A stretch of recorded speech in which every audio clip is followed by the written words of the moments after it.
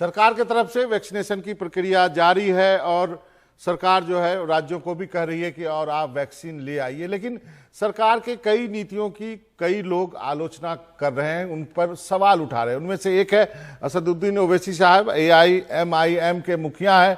Sir, आपका बहुत बहुत स्वागत है। NDTV इंडिया से बात करने के लिए आपने वक्त निकाला है। मेरा पहला सवाल है आपसे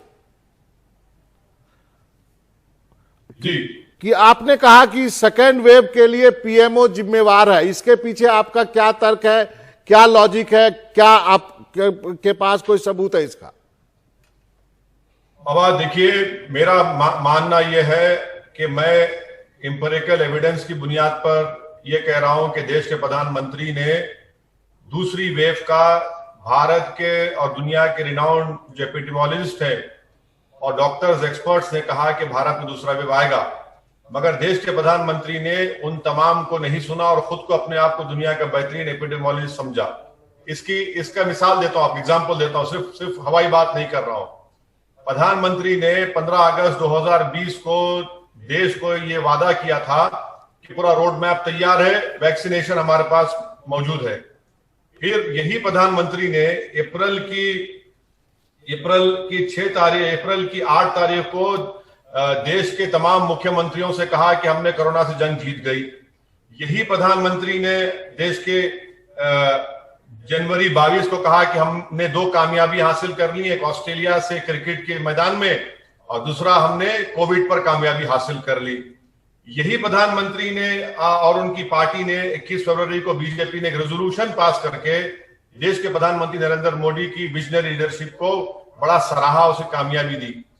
इन तमाम और फिर हमने सेकेंड वेव की तैयारी के लिए दूसरे कंट्रीज, चाहे अमेरिका हो, ग्रेट ब्रिटेन हो, यूरोप हो, जापान ने अगस्त 2020 में पैसे देकर अपने अपने कंट्रीज के लिए वैक्सीन का इंतजाम कर लिया। हम कब देते हैं? हम जनवरी में सिर्फ 1,60,00,000 ऑर्डर देते हैं 5 दिन पहले वैक्सीन शुरू करने से, और फिर मार्च के महीने में भारत के प्रधानमंत्री सीरम को और कोवैक्सीन को 3,000 करोड़ 1,000 करोड़ देते हैं। अब आप बताइए कि जब इतना सब आपने पूरा वक्त जाया कर दिया तो जिम्मेदारी तो देश के प्रधानमंत्री पर आती है ना। ऑक्सीजन की जिम्मेदारी देश के प्रधानमंत्री पर है। आप जिस कैपिटल में रहते हैं, प्रधानमंत्री के घर के अतराफ में 25 किलोमीटर अतराफ में इतने अस्पताल हैं, वो सब हाईकोर्ट जाकर रो रहे थे कि हमको ऑक्सीजन दिलाओ। तो इसीलिए ये जिम्मेदारी देश के प्रधानमंत्री और उनकी सरकार पर आयद होती है। इसलिए मैंने ये तमाम बातें कही। लेकिन सिस्टम का दोष है ना। 70 साल में आपने सिस्टम बनाया नहीं ओवैसी साहब। देखिए, सिस्टम की बात अगर आप करेंगे तो वो अलग बहस है। मैं सिर्फ आपसे ये कह रहा हूं कि अगर आपको सिस्टम से क्या करना है वैक्सीन का ऑर्डर करने के लिए, आपको सिस्टम से क्या करना है ऑक्सीजन का इंतजाम करने के लिए, आप तो जो एग्जिस्टिंग इंफ्रास्ट्रक्चर कैपेसिटी है आप उसको स्ट्रेंथन नहीं कर सके। दिल्ली में ऑक्सीजन क्यों कम हुआ? इसका हमारे पास नहीं था क्या? यही सरकार करीब 100 से ज्यादा PSA ऑक्सीजन का ऑर्डर करती है। आपने क्या किया? सिर्फ 15 बने। इसका सिस्टम से क्या करना है इसको? ये इनकी नाअहली, इनकी इनकैपेसिटी को इनके मोदी के भक्त सिस्टम पर डाल रहे हैं। अरे आपका पहला वेव आ गया, चलिए, दुनिया में किसी को नहीं मालूम था, हमने कोशिश की, मगर दूसरा वेव तो आएगा ना आप वैक्सीनेशन का ऑर्डर करते हैं, ना आप सीरम को, कोवैक्सीन को एडवांस में कुछ पेमेंट करते हैं, पेमेंट देते हैं मार्च 2021 में। तो आप तो दावत दी है ना। जो आज इतने लोग जो भारत में मर रहे हैं, जो लोग परेशान हैं, यकीनन इसकी पूरी जिम्मेदारी मॉरली और कॉन्स्टिट्यूशनली बीजेपी सरकार पर आयद होती है। वैक्सीनेशन की क्या स्थिति है ओवैसी साहब? हमने देखा आपने वैक्सीन की डोज लगवाई है। आपके राज्य में तेलंगाना में क्या स्थिति है? क्या सफिशिएंट डोज है या फिर तेलंगाना भी खुद ही ऑर्डर कर रहा है, जो कि अनेक राज्यों को कहा गया करने के लिए? बाबा देखिए, तेलंगाना की कैबिनेट ने, तेलंगाना की सरकार ने ग्लोबल टेंडर का ऑर्डर दिया है। अभी तक तो हमको नहीं मालूम कि कितना ग्लोबल टेंडर में आगे बढ़े हैं, मगर मैं आपसे एक ही बात देश की जनता को बताना चाह रहा हूं कि 4.5 महीने में मोदी सरकार ने सिर्फ भारत की पॉपुलेशन के 3.2% लोगों को 2 डोसेस वैक्सीनेशन के मिले हैं, 4 करोड़ 30 लाख। और एक डोज जिसको मिला है भारत की जनता को वो 16 करोड़ 55 लाख के करीब है। 4.5 महीने में हमने ये किया है। अब आप बताइए कि तीसरी वेव के लिए अगर खुदा ना खास्ता तीसरा वेव आता है, अगर आता है, ना आए, हम तो दुआ करें कभी ना आए, कोई वेव ना आए, तो हमने क्या तैयारी की है? 4.5 महीने में हमने सिर्फ भारत के 3.2% लोगों को दो डोज लगाया है। डोज तो है ही नहीं ना बाबा। पूरे स्टेट गवर्नमेंट पुकार रहे हैं कि हमारे पास वैक्सीनेशन नहीं है, डोज नहीं है, मगर सरकार देखिए, आज एक न्यूज मैंने देखा एनडीटीवी पर जिसमें कहा गया कि मोदी सरकार ने मॉडर्ना और फाइजर को इंडेमनिटी के साथ उनको इजाजत दी है। इनका विजन देखिए, कितना नाहिल है ये लोग, कितने इनकेपेबल है ये लोग। दिसंबर में फाइजर भारत को आकर कहा कि आप इंडेमनिटी दीजिए, दिसंबर 2020 को हम तैयार है देने के लिए। आप जून में दे रहे हैं ऑर्डर, जून में राजी हो रहे हैं। अगर आप दिसंबर में कर देते तो अब तक वैक्सीन मॉडर्ना फाइजर आ जाता ना देश के पास। आप करते ही नहीं है।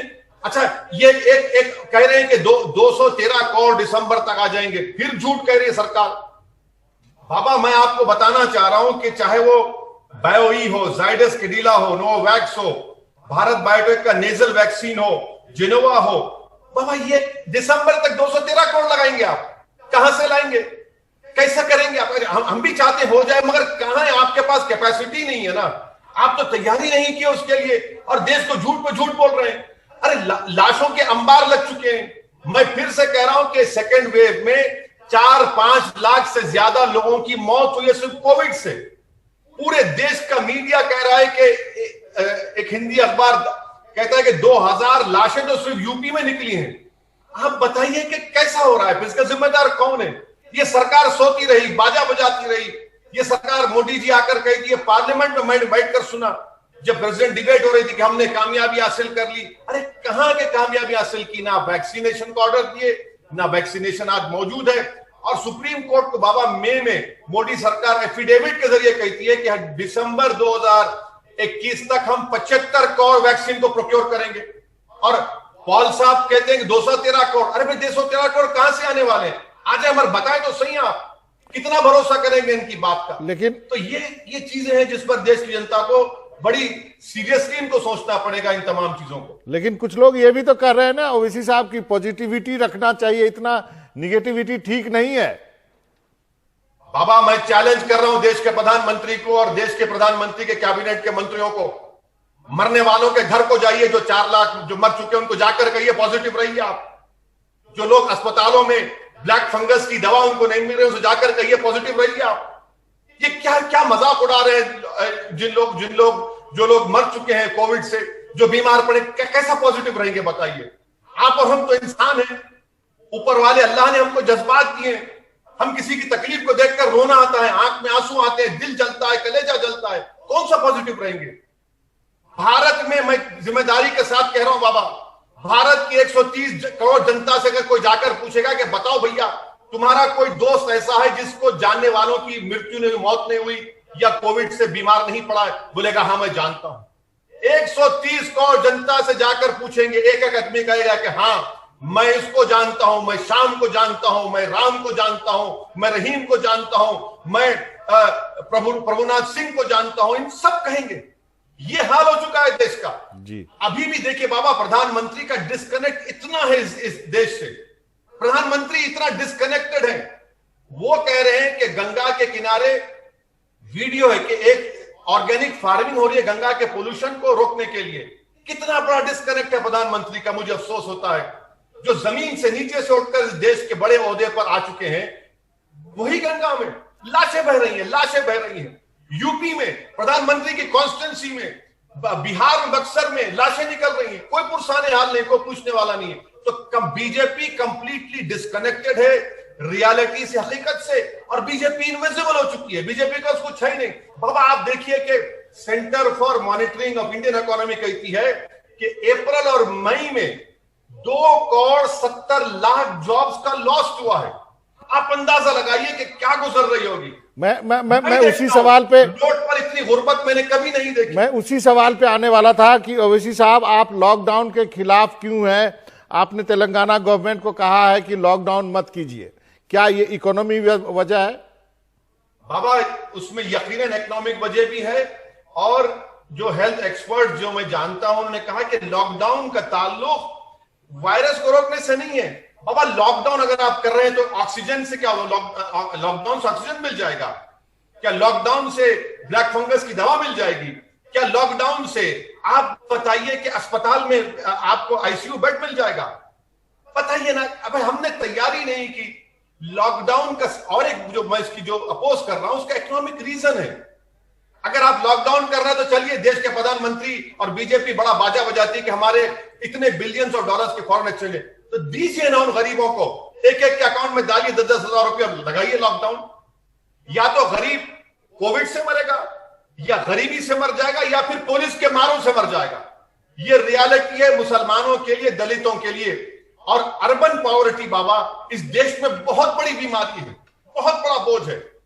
गुर्बत में खाने को खाना नहीं है। आप देखिए दिल्ली लेकिन में। ओवैसी साहब, ये इसको बीच में मुसलमान और दलित क्यों ले आए आप यहाँ पे? इसलिए ले आ रहा हूं क्योंकि जो पॉवर्टी का जो डेटा हमारे पास है, एनएसएसओ का डेटा है, उसमें पॉवर्टी सबसे ज्यादा दलित, मुसलमान और आदिवासी में है।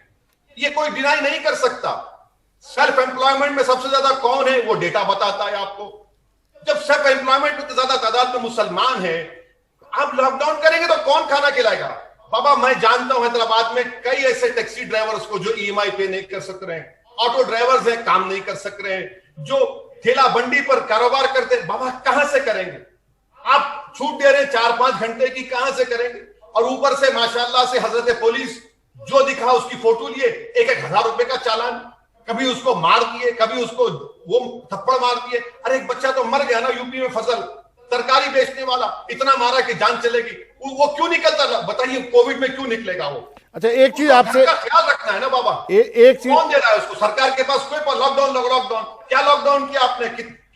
डेटा बताइए चलिए हमको। एक चीज आपसे जाननी थी। आपने अपनी वैक्सीनेशन कराई, हम सब ने तस्वीरें देखी, आपने कहा आपको दूसरी डोज भी लग गई, लेकिन उसी कम्युनिटी में बहुत सारे लोग हिचक रहे हैं वैक्सीनेशन कराने से, उनको क्या कहेंगे आप?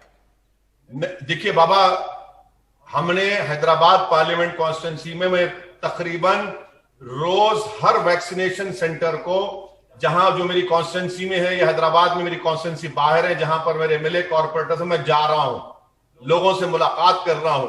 हम लोग अपने पार्टी के जरिए लोगों को अपील भी कर रहे हैं कि आइए अपना वैक्सीनेशन लगाइए। पर बाबा एक बात याद रखिए, हैदराबाद में, मैं हैदराबाद की बात कर सकता हूं, जितने वैक्सीनेशन लगाए जा रहे हैं, अब सरकार ने फैसला लिया कि जो लेबरर्स हैं, डेली वेज अर्नर्स, उनको लगाया जाएगा, मगर वैक्सीन लिमिटेड है ना। भाई मैं ये पूछना चाह रहा हूं कि कोविन की क्या जरूरत है बाबा? बाबा आपको मैं बता रहा हूं कि भारत में कितना इंटरनेट एक्सेस है मालूम आपको? सिर्फ 25% लोगों को। 25% लोग कैसे देंगे? मोबाइल है नहीं, मोबाइल बहुतों के पास है नहीं, तो कैसा करेंगे बाबा? आप बताइए, सीमांचल का इलाका है जी, किशनगंज का इलाका है, अररिया का इलाका है, वहां पर कैसा करेंगे? वहां पर तो फोन नहीं लगता है। मैं देखा हूं, मैं जिम्मेदारी से कह रहा हूं, अगर आप बंगाल की रोड पे है तो फोन लगता है, बिहार की रोड पे जाइए फोन लगता ही नहीं है। आप बोल रहे कोविन का, कहां निकालिए ना कोविन को, बोलिए जिसको आना है आइए, वॉक इन करिए, लगाइए। आखिर किसकी जरूरत क्या है सरकार को? ये कोविन क्या जरूरत है? जब इतने लोग 3000 2000 लोग मर रहे हैं ऑफिशियली, मैं उसको नहीं मानता बल्कि बढ़ के मर रहे हैं, तो ये क्या मजाक है? हिमाकत है सरकार की। चलिए एक अंतिम का सवाल है ओवैसी साहब, सेंट्रल विस्टा प्रोजेक्ट को अब हाईकोर्ट ने कहा कि जारी रहेगा, कुछ टिप्पणी करना चाहेंगे? बाबा कोर्ट ने लीगली, ये तो पहले तो कोर्ट जाना नहीं था, हमको ये बताना चाहिए था कि ऐसे वक्त में सरकार के लिए उस काम को जारी रखना मॉरली रॉन्ग है, इमोरल है। जब आप देश की जनता अपने रिश्तेदारों का इलाज करा करा कर उनकी लाइफ सेविंग्स बर्बाद हो चुकी हैं जी, कंप्लीटली डेटा है उसका भी। देश की स्टेट गवर्नमेंट के पास वैक्सीन खरीदने के लिए परेशान है। अगर देश के प्रधानमंत्री सेंट्रल विस्टा के प्रोजेक्ट को 1 साल के लिए सिर्फ पोस्टपोन कर देते और कहते कि ये पैसा मैं दे रहा हूं स्टेट्स को, ये पैसा मैं दे रहा हूं अस्पताल बनाने के लिए, कौन सा कयामत गिर जाती, कौन सा आसमान गिर जाता। और ये पॉलिटिकली एक बड़ा अच्छा स्टेप होता प्रधानमंत्री का ये बताते हुए कि देखो मैं देश की जनता के, गरीबों के और आपकी तकलीफ में साथ हूं। प्रधानमंत्री सिर्फ ये समझते हैं कि आंसू बहाने से, भावुक होने से, जज्बाती होने से देश की जनता उनको समझ जाएगी। नहीं, देश की जनता देखना चाह रही है कि जहां पर लाशें हैं, जहां पर चिताओं के लिए लकड़ी नहीं है, जहां पर लाशें पानी में गिर रही, जहां पर अस्पताल में लाइन लगी हुई है, वहां पर हम सेंट्रल विस्टा का प्रोजेक्ट बना रहे हैं। ये तो मजाक है ऐसे वक्त में जो सरकार कर रही है। चलिए, एक लास्ट का एक थोड़ा सा वक्त है, एक अपील कर दीजिए उन लोगों के लिए जो हिचक रहे हैं वैक्सीन नहीं लगवाने के लिए। मैं उन लोगों से भी अपील कर रहा हूं जो मुसलमान हैं, आप लगाइए वैक्सीन। इस्लाम में जान बचाना बहुत बड़ी जिम्मेदारी है। शरीयत का सबसे बड़ा हुक्म अपनी जान बचाने का है। आज आपको एक मौका मिल रहा है अपनी जान बचाने का, अपने घर वालों की जान बचाने का, इस देश को बचाने का, तो वैक्सीन लीजिए। चलिए, ओवैसी साहब, आपका बहुत बहुत शुक्रिया, आपने वक्त निकाला एनडीटीवी इंडिया से बातचीत करने के लिए। बहुत बहुत शुक्रिया।